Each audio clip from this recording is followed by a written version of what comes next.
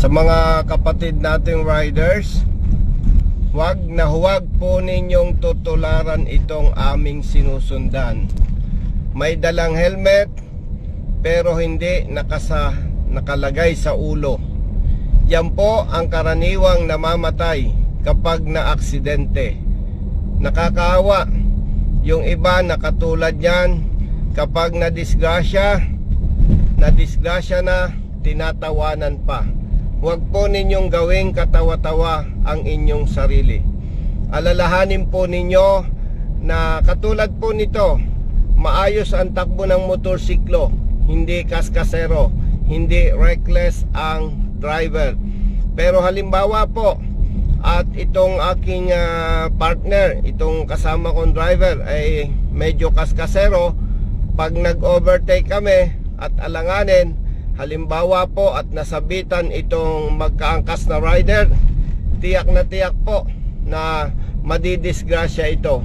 Kaya sa ating mga kapatid na riders, Luzon, Visayas at Mindanao, tayo naman po ay may angking talino na ipinagkaloob sa atin ang Diyos. Gamitin po natin para wala tayong pagsisihan. Alalahanin po natin na kapag nadisgrasya, wala nang pangalawa pa. Kapag tayo ay nadisgrasya, ang kawaawa ay ang pamilya. Lalo na po sa mga tatay at mga nanay na may mga anak na maliliit pa. Gamitin po ninyo ang talino. Huwag po kayong masyadong pabaya para sa kaligtasan ng inyong sarili.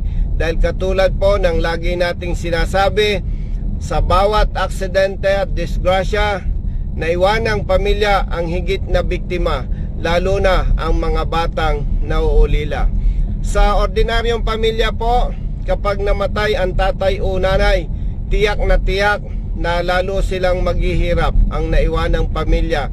Unang-unang dadanasin po ng pamilya, magugutom, at maaring ang mga anak ay hindi na makapag-aral pa. Alalahanin po natin na mahalaga po ang edukasyon para sa ating mga anak. Kaya inuulit ko po, lalong-lalo na sa mga tatay at mga nanay, tiyakin po ninyo na lagi kayong may helmet sa ulo kapag kayo ay nagmumotorsiklo.